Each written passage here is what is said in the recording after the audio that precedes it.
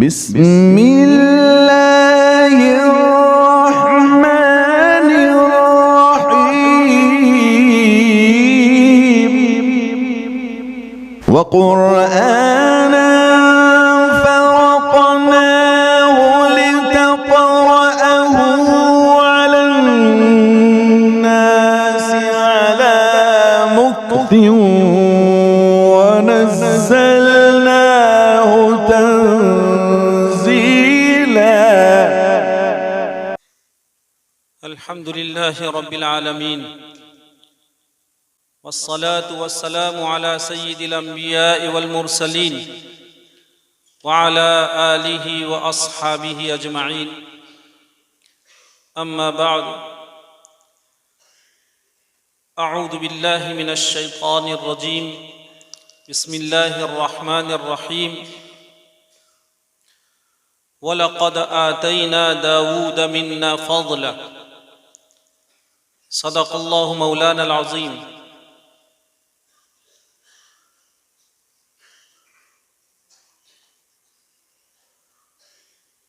बरोडा की वो सिटी जिसको इल्मी सिटी कहा जाता है, उसकी एक बहुत ही बाफैज़ दर्सगाह जामिया अब्दुल्लाह इब्न मसऊद रज़ियल्लाहु तआला अन्हुमा की इस पुरशिकोह वसी और बड़ी अच्छी शान व शौकत के हामिल इस मजलिस में मुनाकिद महफिल हुस्न क़िराअत में तशरीफ़ फरमा हज़रात उलमाए किराम, बिलखुसूस इस मजलिस के जिनको दुल्हा कहा जा सकता है, जो मर्जा है और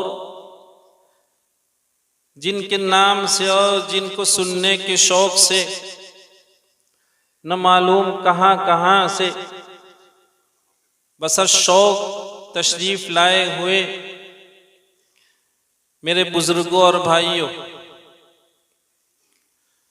अल्लाह रब्बुल इज़्ज़त का शुक्र अदा करें कि अल्लाह रब्बुल इज़्ज़त ने अपने एक मकबूल तरीन और पाकीज़ा क़ल्ब और अपने में बहुत से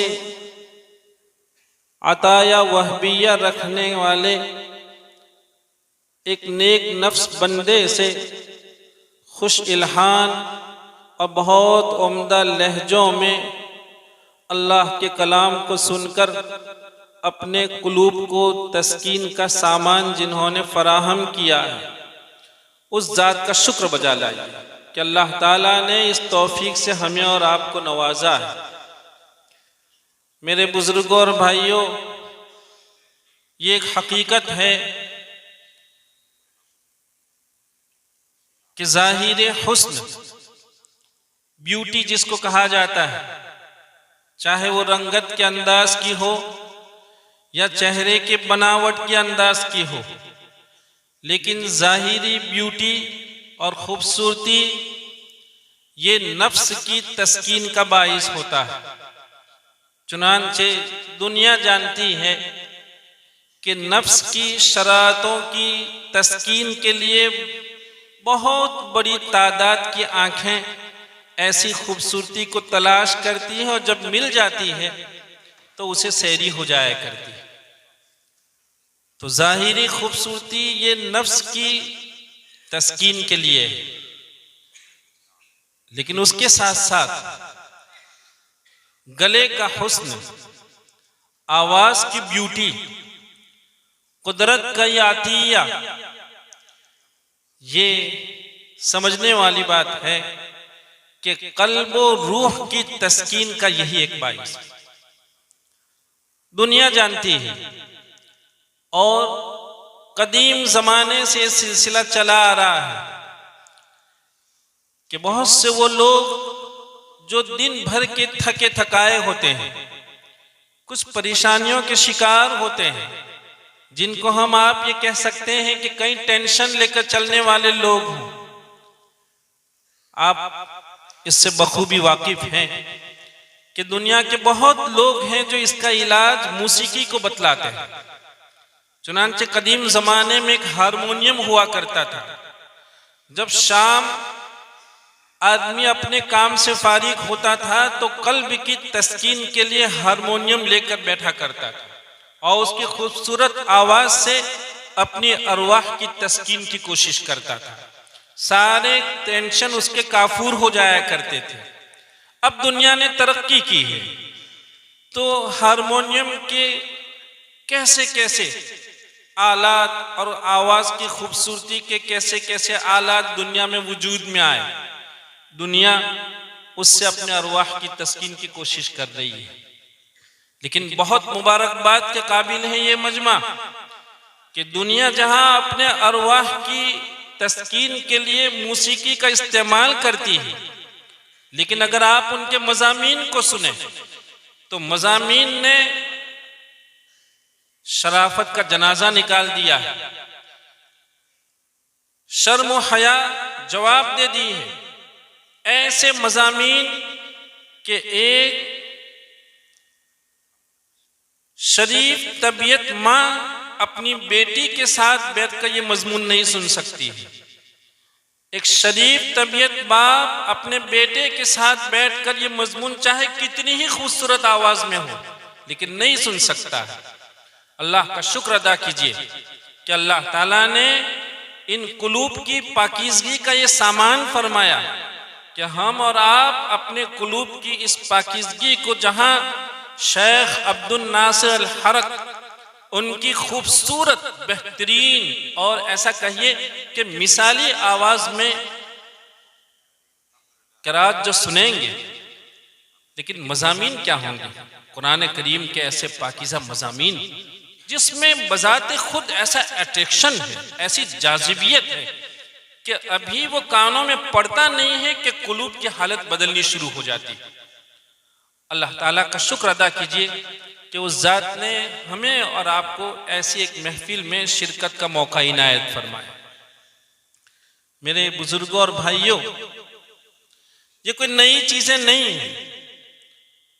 हमारा अलमिया है कि हम कुतुबीनी का ज़ौक़ नहीं रखते हैं, देर तक बैठकर मजलिसबाजी करते हैं, बातें बनाते हैं, मोबाइल देखते हैं, लेकिन औराक गर्दानी और कुतुबीनी का ज़ौक़ हमसे खत्म हो रहा है।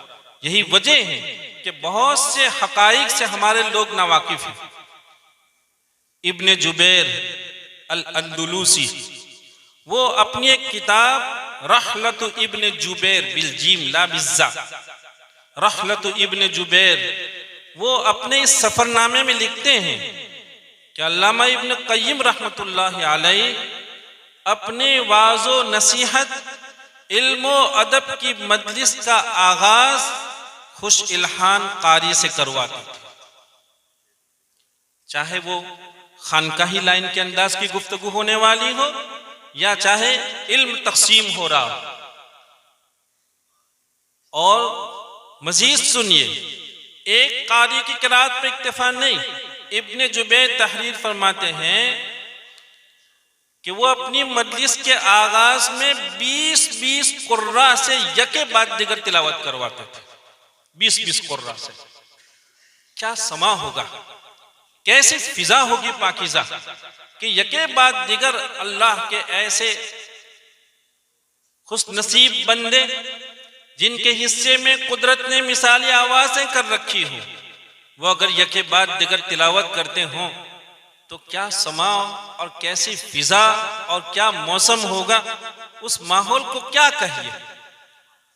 और इल्मी जुमरा है वो इससे वाकिफ है कि हाफिज इब्न हजर रहमतुल्लाहि अलैहि ने खुद खलीफतुल मुस्लिमीन हजरत उमर फारूक रज़ियल्लाहु तआला अन्हु से मुताल्लिक ये नकल फरमाया कि जब कोई इज्तिमा होता, कोई ऐसी मुवक्कर मजलिस कायम होती, तो आप उस मजलिस का आगाज एक खुश इल्हान जवान कारी की किरात से करवाते थे, उसको पेश फरमाते थे।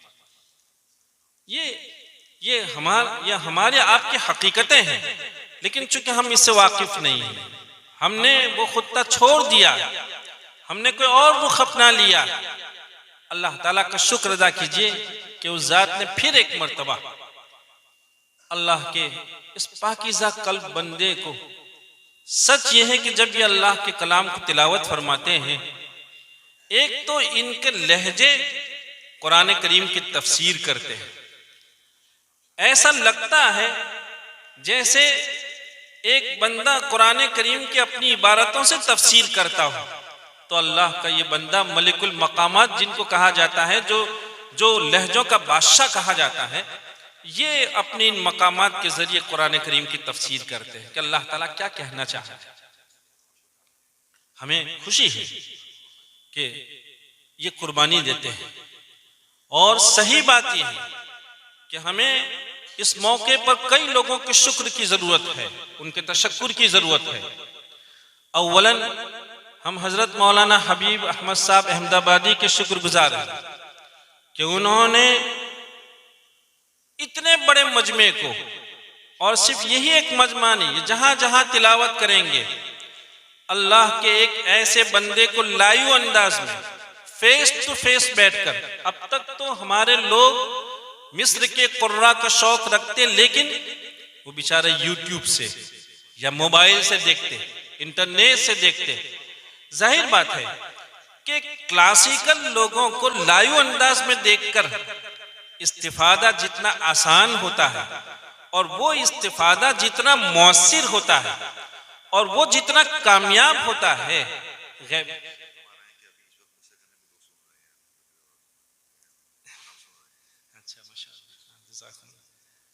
शेख फरमा रहे हैं कि मिस्र में भी अल्हम्दुलिल्लाह इस मजलिस को अहले मिस्र भी सुन रहे हैं, अल्हम्दुलिल्लाह अल्हम्दुलिल्लाह।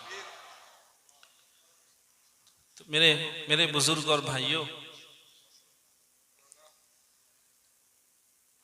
मौका नहीं है, वरना ये कहते कि आखिर मिस्र इतनी सदियों से अल्लाह के इस कलाम को इस अंदाज में तिलावत करने के लिए क्यों मरकजियत रखता है। वरना आप जानते हैं कि जब इल्म की कदर किसी जगह कम हो जाती है तो मरकज एक जगह से दूसरी जगह मुंतकिल हो जाया करता है। इल्म में गैरत हुआ करती, कमाल में गैरत हुआ करती, लेकिन अहले मिस्र ने इसकी कदर की है। उसी का नतीजा है कि बरसों से ये अहले मिस्र अल्हम्दुलिल्लाह पूरी दुनिया के लिए खुश इल्हानी का मरकज बना हुआ है। हम शुक्रिया अदा करते हैं हज़रत मौलाना हबीब अहमद साहब का कि उन्होंने बड़ी कोशिशों से शेख को दावत दी और हमें शेख से बिल मुशाफहा इस्तिफादे का मौका इनायत फरमाया। शेख की खिदमत में हम ये अर्ज करेंगे कि शेख, आप महसूस करते हैं कि आपका पहला सफर था जब हमारे बच्चे आपके सामने तिलावत कर रहे थे, तो बहुत मुमकिन है कि आपको बहुत सब्र आज़मा मौके से गुजरना पड़ा होगा। इसलिए कि मिस्र का इतना बाकमाल शख्स, जहां के बाब में हमने इससे पहले भी कहा था कि मिस्र का तो बच्चा भी ऐसे ऐसे लहजे और लहजों से ऐसी वाकिफियत रखता है कि हमारे बाकमाल लोग भी उन बच्चों तक नहीं पहुंच पाते। हमने कहा कि मिस्र का तो बच्चा रोता भी है तो लहजों में रोता है। सुभान अल्लाह।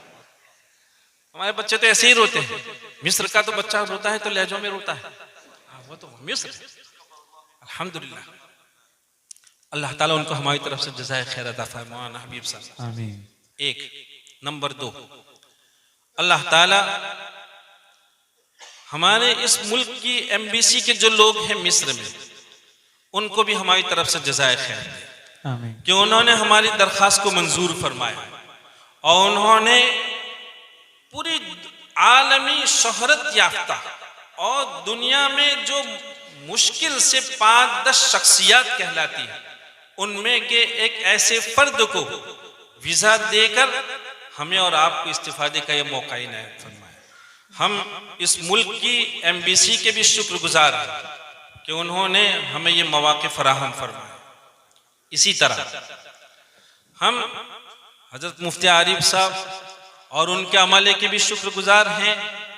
हम जानते हैं कि इतनी बड़ी मजलिस का इनेकाद वो कितने पापड़ बेलने के बाद हुआ करता है। अल्लाह ताला इसको हम सब के मीज़ान अमल में फरमाए आमीन और इसको हमारे लिए जरिए नजात साबित फरमाए। आमीन।